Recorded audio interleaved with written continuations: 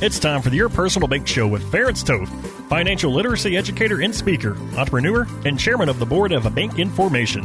Take charge of your financial future with Your Personal Bank. Now here's Ference Toth. Welcome to the Your Personal Bank Show. I just want to say this much. Those of you who have been listening for a while know that I do 2 shows a week, and I like to kind of touch on the first show of the week more of staying focused on the personal bank concept, and then the second show taking the step back, the bigger picture. And that can mean a lot of things, of course. And obviously the last year or so there's been a lot of political discussions I've had. Some of you agree with things I say, some don't. That's okay. We're still a free country. It's America. I served in the military to help support that. But I've had the chance recently to I got to take some vacation time with my family. We went to Yellowstone. It was a lot of fun, checking out the geysers and the animals, and it just a beautiful place, obviously. And it kind of was one of those bucket list kind of places that my wife had never been, and of course my daughters neither. So we got to spend some great family time there. Really enjoyed it, and I, of course, got to disconnect, so to speak, take a step back from things for a little while, which is always good. Recharge the batteries, right? It's always so important to do that kind of thing. And I was blessed with that opportunity to do that.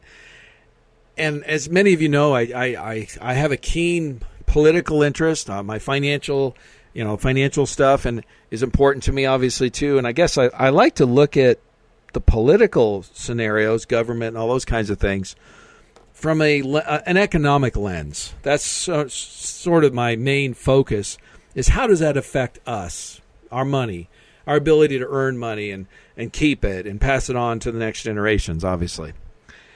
And, there's no secret that this current administration, I've been very frustrated with many of the things that they've actually done and what they've talked about wanting to do. And the frustration is not so much that I dislike anyone per se. I don't. I dislike their attitudes, their approaches. I feel like they're encroaching on a lot of our freedom. And I was thinking a lot about this when I was in Yellowstone. And if any of you have been there, you know what I'm talking about. And if you haven't, again, I'm going to really encourage you. It is a national treasure. It's the first national park in the world. And if you talk about things that our country has done, leading the world, there's many positive, really cool things that we as a people and our country has accomplished. And Yellowstone's one of them, national parks and things like that, and setting aside an area for future generations to enjoy. And that's certainly, I think, most anyone would agree, is a very positive thing. Are we perfect? No, I've never suggested we were. I think the American experience, the American way of life, the American government, that the way it was established and meant to be, it was an experiment. It was something that hasn't really been seen if you are a student of history or anything like that. And it was because if you go back and you look at the course of human history, you see a lot of dominating type of leaders and governments, dictatorships and monarchies and any number of, communism and fascism and all these different isms, right? And the general common theme with, pretty much all of those forms or systems of leadership or government, for the most part, involved a few folks at the top are in control of everything.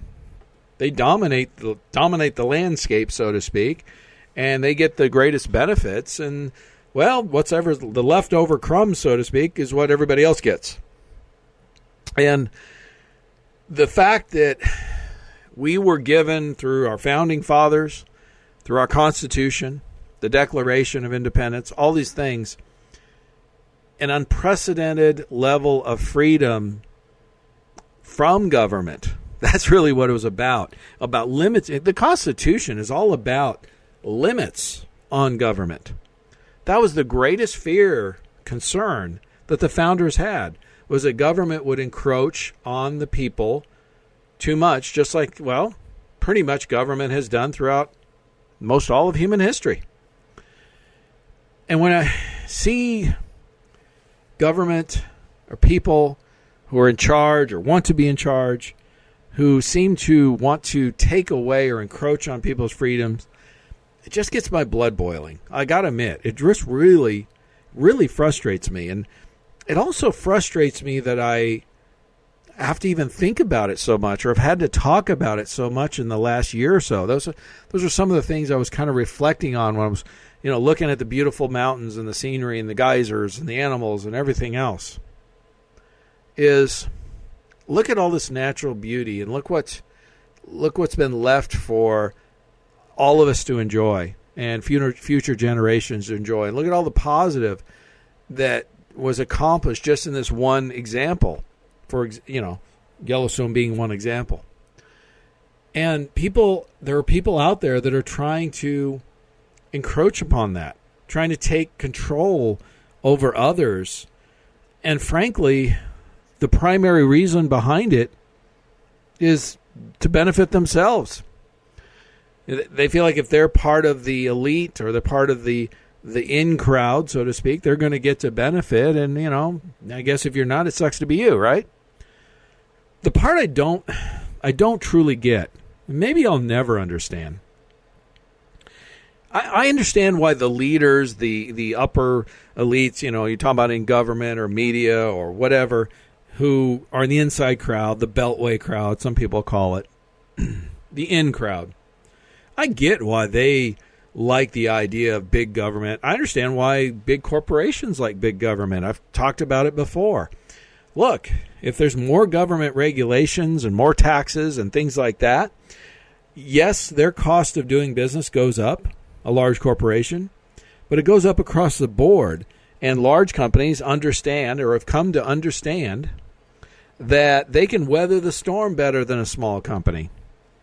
COVID has kind of proven that, hasn't it? It's borne that out. I mean, who got devastated business-wise through COVID? Primarily small business. And if a large company has a number of their competitors disappear because they can't make it for whatever reason, they gain market share, they become more profitable, they become more powerful, and, it's good for them. So generally speaking, when you say business, historically business has not favored big government, but big business does. And that trend has been more prominent recently, I would say, than it was previously.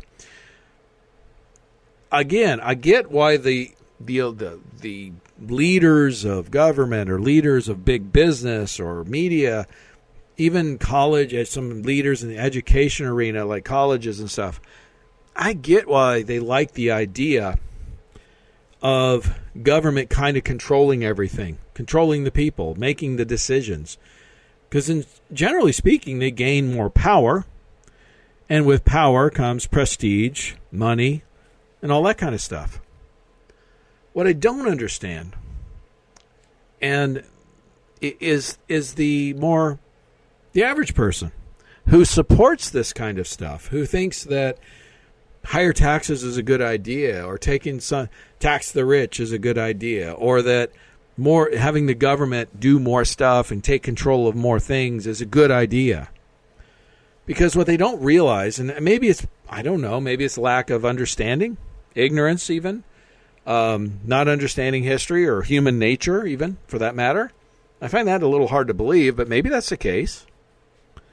What I don't understand is why those people would support that kind of thing. Because the reality is, if the government takes over more things, does more, takes over more, becomes more involved in our lives, well, we have less. I mean, the bottom line is if we ask the government to do something, invariably we give up a freedom. I mean, that's pretty straightforward. There's only so much freedom to go around, right? So if the government does step in and take over and becomes more socialist, more communist, more fascist, more dictatorship-wise, or whatever the term you want to call it, I don't really care. It becomes more prevalent, more, in our lives. more controlling, they're going to suffer just as much as the rest of us who said, hey, well, that's not what we want. Again, maybe they're being misled, deceived, bought into. I don't fully. There's a lot. I understand with a lot of younger people, there's a lot of information, or what I would consider misinformation, being taught in the educational arenas, particularly in colleges, liberal colleges these days. Maybe that's the why there's support of it. It's sad. It's really sad. And when I think about those things, it frustrates me. It saddens me. I think about, again, the way our country was started and the promise. And bottom line is, over time, more freedoms have been given. I mean, perfect example is women didn't have the right to vote. You know, slavery existed when our country was started, of course. And I know there's people who say, we're an evil country because slavery was part of in the Constitution and it existed back then. Well, what they're missing is that was the human experience at the time. Slavery existed just about everywhere. And it was actually quite common. In fact, slavery has been quite common throughout most, if not all, of human history. Just go back and look. Look at Rome. That's a great example that many are familiar with. Folks, slavery exists today. And some people I've heard talk about saying there are more people in bondage today than at any time throughout human history. And what I'm talking about is, the sex slave traffic and those kinds of things that are going on worldwide. So let's not be naive, okay? Evil exists. Slavery exists. It's bad. It was bad then. It's bad now. It's always been bad. But to pick on somebody because it was part of the way things were at one point, hey, at least it was gotten rid of, right? Legally speaking, legal slavery's been gotten rid of. That's a good thing. So what I'm trying to say is, I get frustrated when I see people have less freedoms or having to fight for those. And the fact that we even have to do that is frustrating, but at the same time, I understand it's necessary. And thankfully, I served in the military, as I stated earlier. I didn't have to make the ultimate sacrifice, as many did throughout our history. But freedom is one of those things we have to fight for consistently, on a regular basis. And economic freedom is no different. So stay tuned in the next segment. I'm going to talk about that further, so don't miss it. For more information on Your Personal Bank, feel free to contact Ference at yourpersonalbank.com.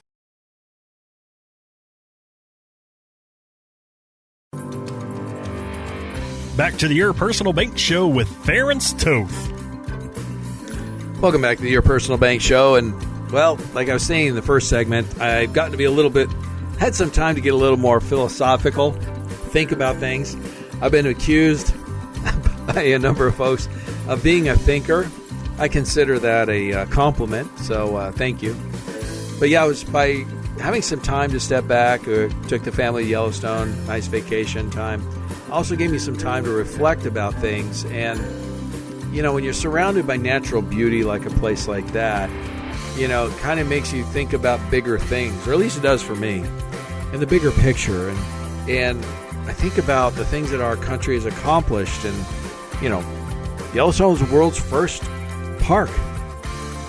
First ever in the world. How many national parks are there in the world today now? But it all started right there, and it started right here with our country. The fact that we did something like that is, well, frankly, awesome. Because it was something that could be saved for future generations, right? Setting something aside like that. I don't think anybody would argue that fact, that was a bad thing.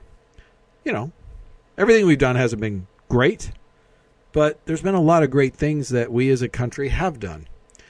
And again, I get frustrated when I realize that we have to fight to protect those freedoms from those who want to encroach upon those. And this past year or so, since COVID and all this, it's been building. Let's face it. The Constitution and our original founding documents of our country, if you actually read them, they're all about limiting government. They were all about limits on our government. That was the greatest fear our founders had. And rightly so. They had lived under a monarchy, which is nothing more than a dictatorship, right? All control, all power was with one person. And that's what a dictatorship is.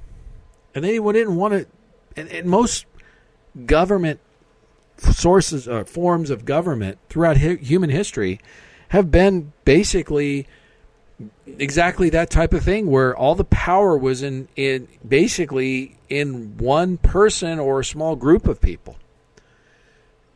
And those folks dominated, that person or folks dominated, and everybody else got the crumbs, what was left over, so to speak, right? We were given a unique opportunity to limit that, gave the power. It says the power comes from the people, not from the government. A lot of people have lost sight of that. And I find that incredibly frustrating, because that's a negative impact, negative drag on everyone who lives in this country. It negatively affects all of us, whether we like it or not. And it's something we have to fight for. And so even though sometimes I get a little tired of it, I get that. I get frustrated too, just like everybody else. Look, I think our form of government, our society, our how we live, the type of the land of opportunity that we've had for so long versus a land of, dependence, I think it's worth fighting for, and I'm going to continue to do so. Do I get frustrated about it? Do I want to check out sometimes? Absolutely. I'm human, just like anyone else. And sometimes you got to recharge your batteries like I did on vacation. But what it did is it actually further strengthened my resolve that the things that we need to do to protect our freedoms are more important than ever, at least in my lifetime. It seems like, I guess, if you think about it, each generation has their big challenge, don't they? I mean, no question, the Great Depression was a major challenge for people that lived through it. So was World War II, civil rights movement, all that. That was a big challenge for the folks that lived with that or through that. We've got arts. We've got we've got a group of people that basically want to fundamentally change our society, our government. The Constitution is not their friend, it's their enemy. They want to change it. They call themselves progressives or, whatever term you want to use, but they want to progress to something different. Well, I happen to think, and I look at history, and if you look at history, we have some of the most unprecedented freedoms of any society in human history. My question is quite simple. Why would you want to change that? Now, obviously, I said this earlier, if you're in charge, you're one of the leaders, okay, it makes sense. You feel like you can gain more control, more power, more money. Okay, I understand why people would be motivated for that. I personally am not. I don't see any need to control somebody else. That doesn't motivate me. That doesn't interest me. But I understand there's certain personality types that it does. I guess I'm more of an enabler. How's that from a personality standpoint? I'm an educator. I'm an enabler. I want to help people stand up on their own 2 feet, gain control of their own situation, their own life. And particularly my focus is in their financial life, but other areas too. But what I've come to learn is debt, for example, has become, some people call it the new form of bondage. And in many ways, they're right. When somebody has too much debt, they're the slave to the lender, aren't they? It talks about that in the Bible, and that is accurate. You have to if you've got monthly bills to pay, you have to perform and pay those bills, or if not, pay the consequences, right? So, one of the greatest ways to gain freedom is to start with economic freedom. And that's really what your personal bank concept is all about. I talked about it in the last show, and if you did miss it, I'm going to really encourage you to go to yourpersonalbank.com. I talked a lot about gaining control of your money, gaining control of your finances, gaining control of when you access funds and paying those back on your schedule on a time frame that makes sense for you, not the lenders. Giving yourself options, I should say. See, those are the powerful things.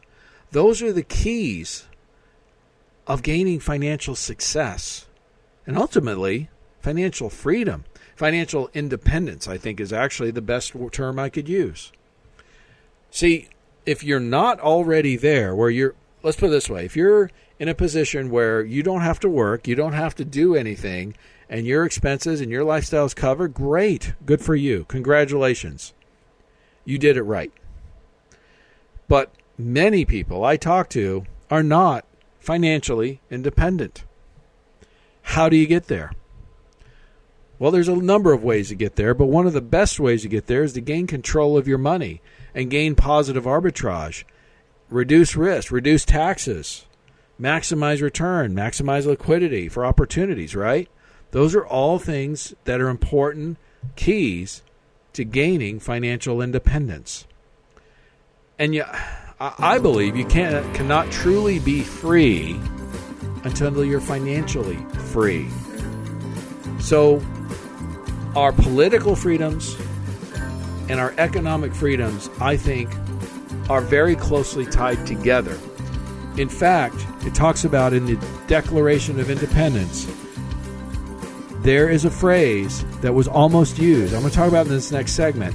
It talks about this very thing, so don't miss it. For more information on Your Personal Bank, feel free to contact Ference at yourpersonalbank.com. Back to the Your Personal Bank Show with Ference Toth. Welcome back to Your Personal Bank Show. And I was really talking about in the last segment about financial freedom and how I believe that financial freedom is a key component of overall freedom. You know, we were all promised through the Constitution, or I should say the Declaration, the right to life, liberty, and the pursuit of happiness.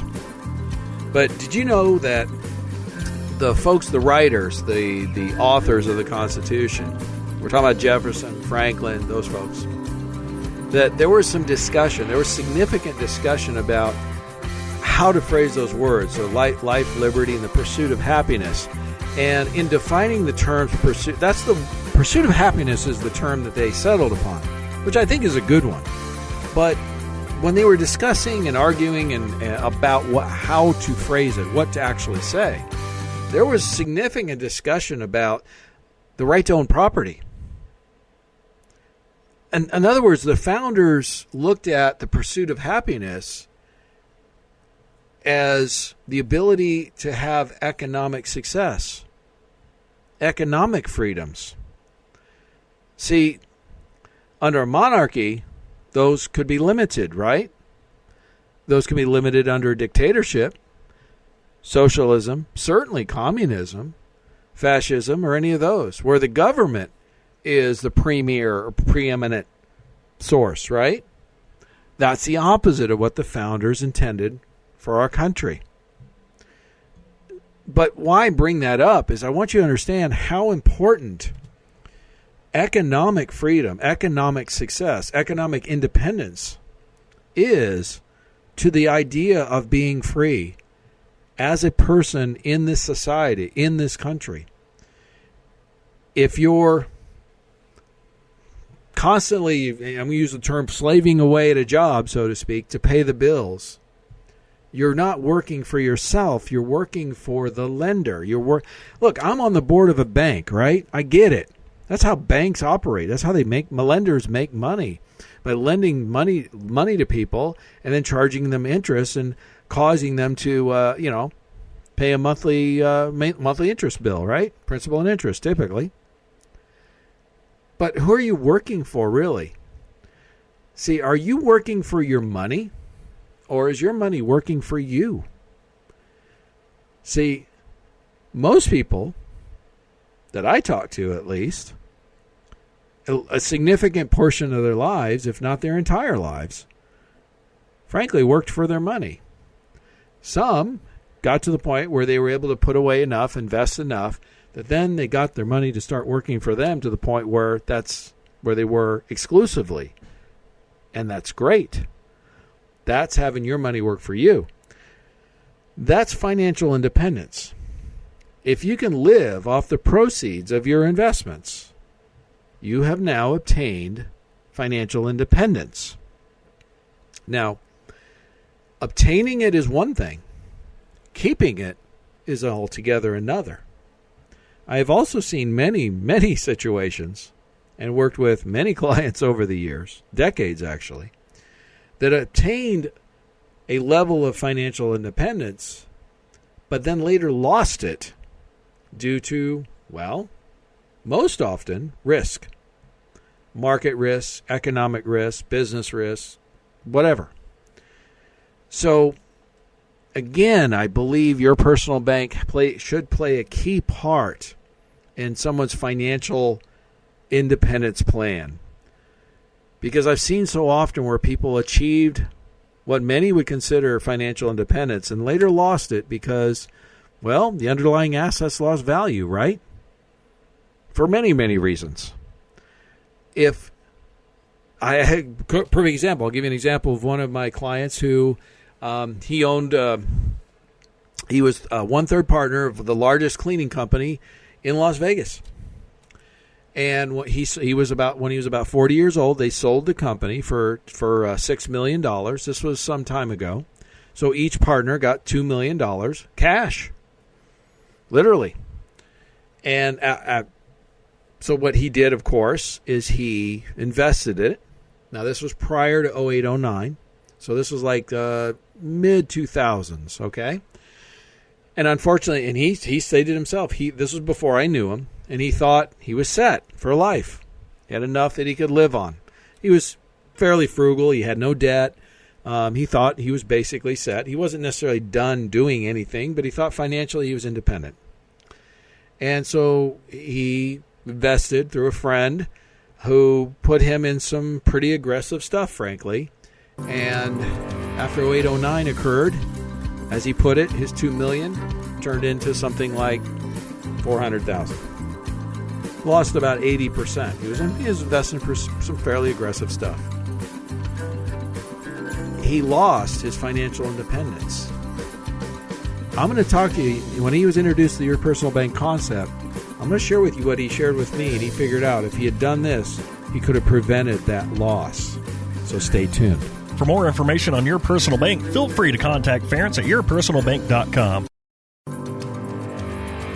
Back to the Your Personal Bank Show with Ference Toth. Okay, we're going to wrap this up today in the Your Personal Bank Show. And today I'm talking about freedoms, and particularly economic freedoms. If you've been listening to the previous part of the show, you know I've been talking about how even the founders discussed life, liberty, and the pursuit of happiness as being, they even thought about using the ownership property, the ability to own property is instead of the pursuit of happiness. I mean, that's how closely tied in they viewed economic success, economic independence as being part of freedoms that we should enjoy or have the ability, the opportunity to enjoy. And like I said, money isn't the only thing, don't get me wrong, but I don't think someone can truly be free without being financially independent. You can't have independence without financial independence, because otherwise you're working for someone else. You're working for the man. We've all heard that term. Or you're working for the lender. You're working for the bank. You're working for your money rather than your money working for you.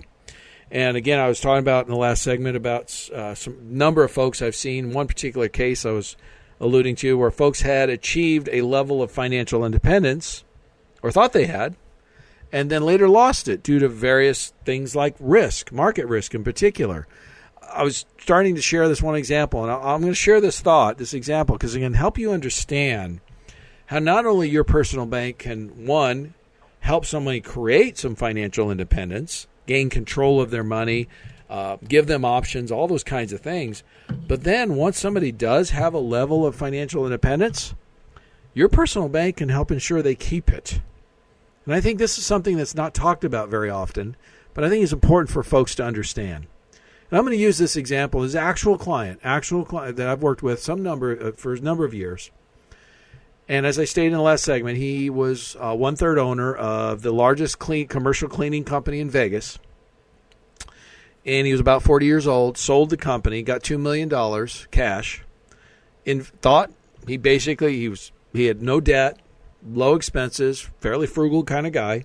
And he felt like he was in good shape, that if he didn't not that he wasn't going to work or do anything, but if he didn't, he would be fine financially. And that he felt like he had a good level of financial independence. Unfortunately, he wasn't very sophisticated in terms of investing. Trusted a friend to invest all of it in some fairly risky investments. This was prior to 08-09, and his $2 million turned into $400,000. Obviously, his financial independence disappeared. But here's what's interesting about, and unfortunately, he wasn't the only story I've run into. I've run into many, many of those over the years and over the decades. But here's the thing that he shared after learning about the personal bank concept and understanding that you could fund monies into a policy to earn cash, earn dividends, 6% plus for the last 25 plus years, never miss a dividend since before the Civil War. And then turn around and you could access those funds from the bank line and create the positive arbitrage. Here's what he ran the numbers. He was a numbers guy. And he basically said, he showed me the numbers. He explained it. And he said, I don't like to think about this too much, but this is my motivation to doing this and sharing this with others, which he's done, this concept, the personal bank concept. But he determined that if he had put the $2 million into a personal bank policy, then accessed the funds from the bank line and invested that money into the market, and then proceeded to lose 80% like he did in 08-09, that the positive arbitrage, now it would have taken him about a dozen years, about 12 years or so, but he would have received back all of the money that he had lost in the market from the 08-09 Great Recession. Now, folks, that's powerful. That is putting something underneath, a guarantee, if you will, some protection, or whatever it is, to what you've worked hard. Let's face it, he had worked hard to build that business, to build that financial independence. Here's the thing that we hear all the time about the rich. Folks, I work with many rich people, or what a lot of people would determine or define as rich. And what I find, and I work with average folks too, don't get me wrong, but I've been in the financial industry 22 years, so over that. So you can imagine I've worked with a lot of different folks. And here's what I want you to understand. Literally, I can count on one hand the number of folks that I've met with personally who receive their money through, for the most part, through an inheritance or lottery. I know a couple of lottery winners, okay? In other words, they got it from, they didn't work for it. How's that? Literally. I mean, a hand, maybe two handfuls. That's it. I've worked with, in my career, over 1,000 clients. And I can count on my hands the numbers that have received significant amount of monies that wasn't theirs. They didn't work for. How's that? They inherited it. They won it through a lottery, whatever. The rest worked for it. They built businesses. They invested. They put money away. They lived frugally. They made some smart decisions. All of those kinds of things along the way. Some they got lucky sometimes. Some of them got into a good investment situation. Whatever it may be. But the point I'm trying to make is it was based on their efforts. All right? And what I want you to understand is protecting, once you are there, protecting it becomes as important, if not more so, than the decisions that were made to get there. I see far too often people who took the risk, made the decisions to become financially dependent, and then unfortunately don't make the shift to start to protect it or protect a chunk of it. You know what I'm saying? And that's why they make it and then later lose it. because of, again, economic situations, market conditions, business situations, any number of things. Health scenarios occur, whatever it may be. Your personal bank, like I said, with the positive arbitrage, look, if you want to invest a chunk of money and you then want to access the funds and reinvest it into you want to put it in the policy and then take that money through the bank line and invest it in something else, for the purposes of protecting the downside, it's a smart move. It's a good way to protect what you've worked so hard for. And isn't that part of financial independence? Look, for most of us, we're going to have to work hard, make some smart decisions, maybe have a little luck on our side to get there, to get to the point where we're financially independent. Very few of us are just going to have it handed into our lap, okay? Dumped in our lap. But then, just as importantly as getting there, is then staying there. Sometimes that's even more difficult. And again, the decisions and the actions and the steps taken to get there are not the same ones you need to take. Not the same decisions, not the same actions as you need to keep it. Okay? I'll use an analogy. One of my clients, who's a fairly well-known actor in Hollywood, talks about all the time the common thing in Hollywood is it's pretty easy to get on a good sitcom or movie or whatever if you're a good actor and become famous. The hard part is staying there. Very few A-list Hollywood types manage to stay that way over long periods of time. It's much, much harder to stay on the top than it is to get on the top. And I think I can say that being around people and talking about their money and seeing people's lives over the last several decades, I can say the same thing. It's actually easier to become financially independent than it is to stay that way. In many cases, it just is. And again, why is this so important? Like I said earlier in this talking on the show today, with the overall idea of having freedoms that were given to us politically, through our Constitution, various things like that, keeping those freedoms, fighting for those freedoms, to maintain those, is one of those things we just have to do. Economic freedom is a key component of that. And if you miss that point, that you're not, if you think somebody else, you're going to count on someone else or something else, or some government or nameless, faceless bureaucracy or individual that you personally will probably never meet is going to take care of you. I got a bridge to sell you in Arizona, if you know what I'm trying to say. I think you're being naive, and I don't think it's realistic.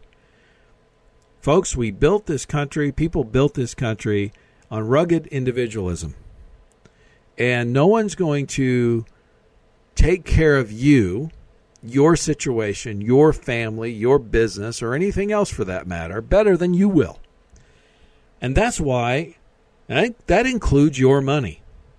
And that's why I believe it's so important, why the personal bank concept is so powerful and important. Because what it does is it gives you back control of your money to make decisions that make sense for you and your family and your business and your situation. Now, look, am I against getting advice? No. I think it's, there is wisdom in getting advice from folks that you trust and believe can give you some direction and those kinds of things. But ultimately, isn't it your decision? Isn't it your money?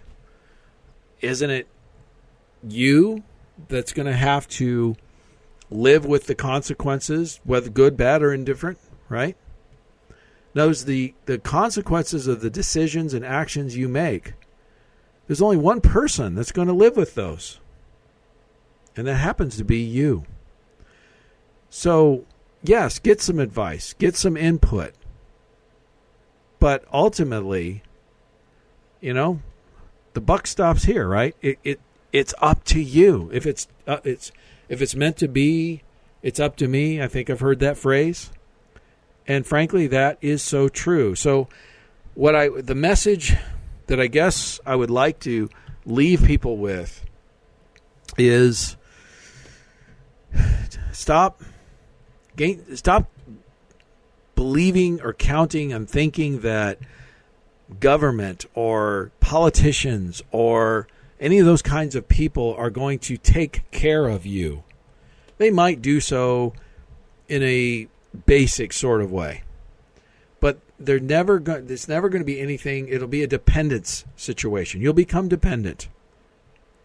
Rely on yourself.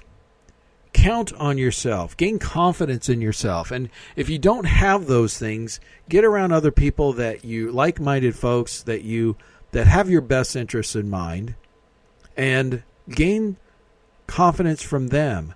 Get some mentors. Get some good mentors, some advisors, some folks that can help you with that. Because ultimately, that's the only way you're going to succeed in life, financially and otherwise. And it happens to be the only way that I know of that you're going to ever gain financial independence, much less try to keep it. And if you want more advice on the financial aspects of how to gain financial independence, gain control of your money, and then once you do, keep it, contact me at yourpersonalbank.com. Be happy to talk to you. It's free, no obligation consultation. I enjoy talking with people about this. I love seeing the changes in people's lives because they get their financial life straightened out or improved or enhanced, and they get guarantees and safety, and it relieves the risks and stress in their life, and it becomes life-changing in a positive way. As always, stay tuned to Your Personal Bank Show and contact me at yourpersonalbank.com for more information. For more information on Your Personal Bank, feel free to contact Ference at yourpersonalbank.com. This show is designed to provide accurate and authoritative information. The presenter and guest on this program do not engage in legal, accounting, or tax advice. Professional advice regarding your situation should be sought if required. Products and writers may have limitations and may not be available in all states. Excessive unpaid loans may affect performance. Distributions may become taxable if not managed properly. Replacements may not be suitable for everyone. There may be charges when replacing coverage. Compare when considering a replacement. Dividend rates and baseline of credit rates may change. Contact yourpersonalbank.com for current rates.